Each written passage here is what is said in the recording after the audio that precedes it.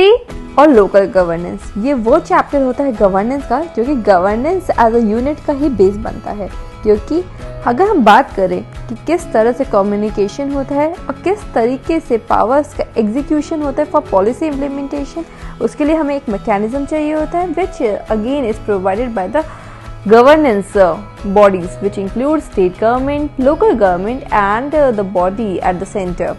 तो अगर हम लोग स्टेट लेवल की बात करें तो यहाँ पे गवर्नर जो है वो प्रिसाइड करता है over the state as a nominal executive. तो सेम बात हो जाती है जैसे प्राइम मिनिस्टर और प्रेसिडेंट के एट सेंटर लेवल, वैसे ही बात होती है चीफ मिनिस्टर और governor at the state level. तो यहाँ पर आइडिया ये होता है कि एज पर आर्टिकल 355 जो गवर्नर है वो ओवरसी करता है कि किस तरह से गवर्नमेंट फॉर्म हो रही है, यूनिटी ऑफ कमांड मेंटेन करता है between the centre and state, यानी कि वो लिंक बनता है between the centre and state. तो जो कम्युनिकेशन फ्लो होना चाहिए सेंटर का स्टेट की तरफ, तो वो और स्टेट की सेंटर की तरफ, तो वो जो रोल है वो प्ले करता है गवर्नर। और यहाँ पे एक बिल तभी एक्ट बन सकता है जब गवर्नर का असेंट हो।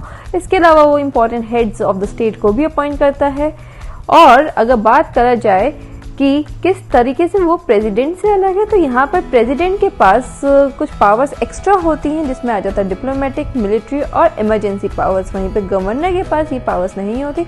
और भी बहुत लेवल्स होते हैं जिसमें डिफरेंसेस एग्जिस्ट करते हैं, जैसे कि डिस्क्रिशनरी पावर, कुछ डिस्क्रिशनरी पावर गवर्नर के पास होती है, वहीं पे हम देखते हैं कि प्रेसिडेंट के पास नहीं होती है। तो किस तरह से ये एक्ट होता है, किस तरह से ये सिस्टम है, ये सबको हम डिटेल में डिस्कस करेंगे।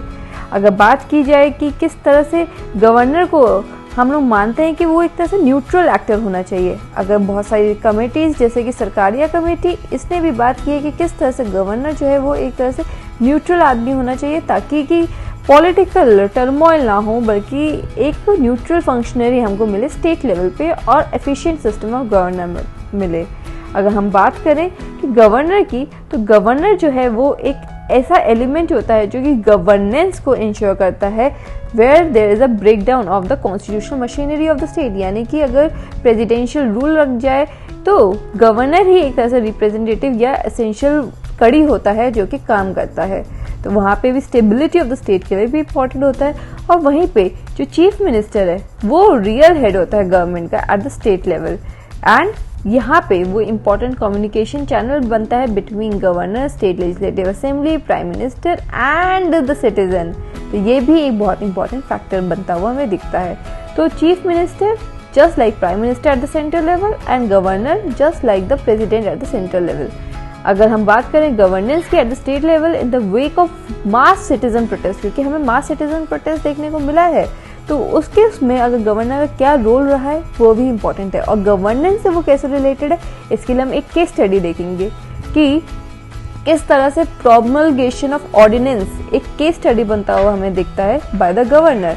तो 2014 में अगर बात करें तो सुप्रीम कोर्ट ने जलीकट्टू को बैन कर दिया था, जो कि एक एंशिएंट बुल टेमिंग स्पोर्ट होता है, ये सब हम लोग जानते हैं। तो वहां पर अगर हम देखें तो एक पिटिशन आई थी जो कि people for ethical treatment of animal, PETA, एक बहुत अच्छी ऑर्गेनाइजेशन है, बहुत अच्छा एफिशिएंट तरीके से काम किया। तो पेटा की एक पिटिशन थी जो कि एक अमेरिकन नॉन प्रॉफिट ऑर्गेनाइजेशन है टुवर्ड्स द एनिमल राइट्स।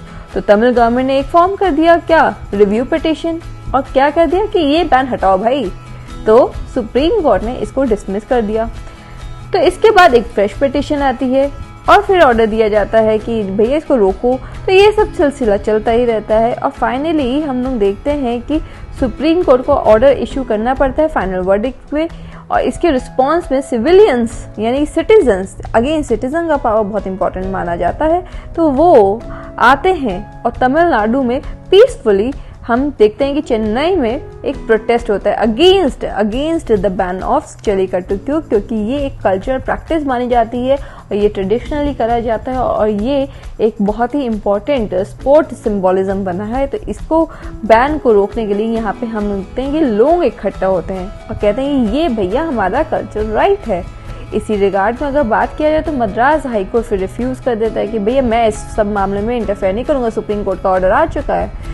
पर यही डिस्कशन चलता रहता है, पीएम का, स्टेट गवर्नमेंट का, सबका हम लोग देखते हैं। क्योंकि देखिए बात आती है जब सिटीजन पावर की, तो वो बहुत इंपॉर्टेंट एलिमेंट बनता है और ये गवर्नेंस में भी हमें पता होना चाहिए।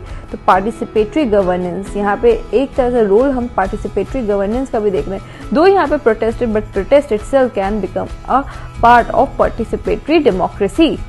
तो यहाँ पे फिर डिस्कशंस हो रहे होते हैं और एक हम देखें तो ऑर्डिनेंस पास होता है जिसमें बुल स्पोर्ट को कहा जाता है कि could be held provided that prompt punitive action is taken against the perpetrators who subjects the bill to cruelty। तो ये गेम कंटिन्यू रह सकता है जल्लीकट्टू, पर हमें देखना होगा कि क्रूएलिटी ना हो एनिमल्स के अगेंस्ट। तो इससे हमें ये पता लगता है कि जो डायनेमिक्स है सिटीजन्स के प्रोटेस्ट की और इंटरैक्शन जिस तरह से स्टेट, सेंटर और जुडिशरी और डिफरेंट स्टेक होल्डर्स का होता है, ये बहुत इंपॉर्टेंट होता है in the context of governance.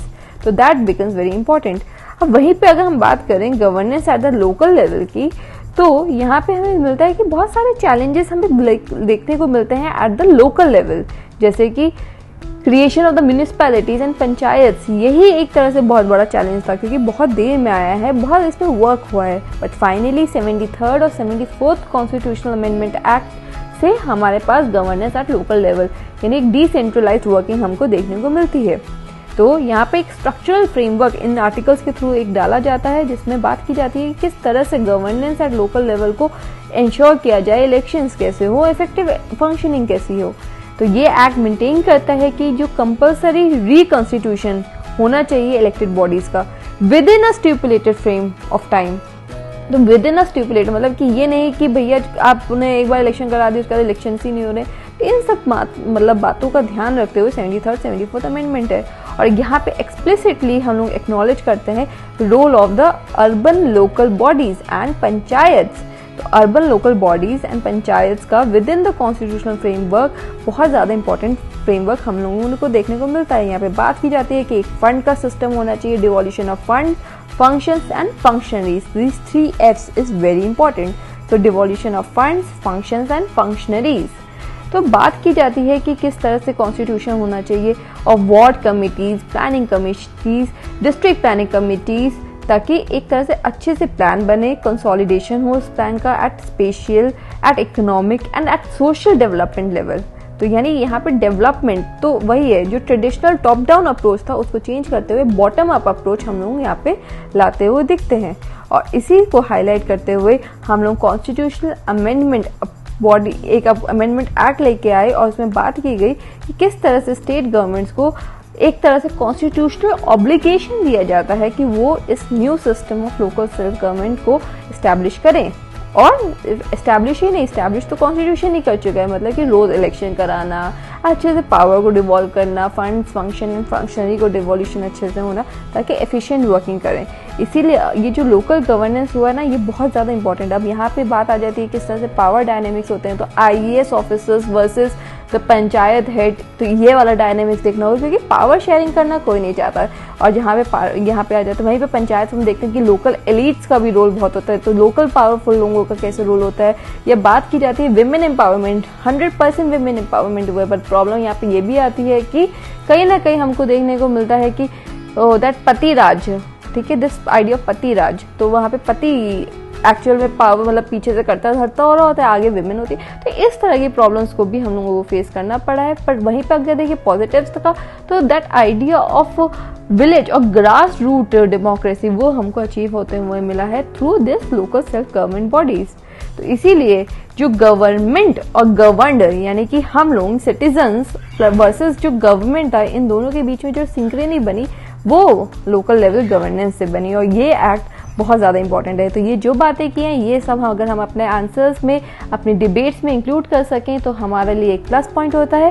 And for such updates please like, share and subscribe.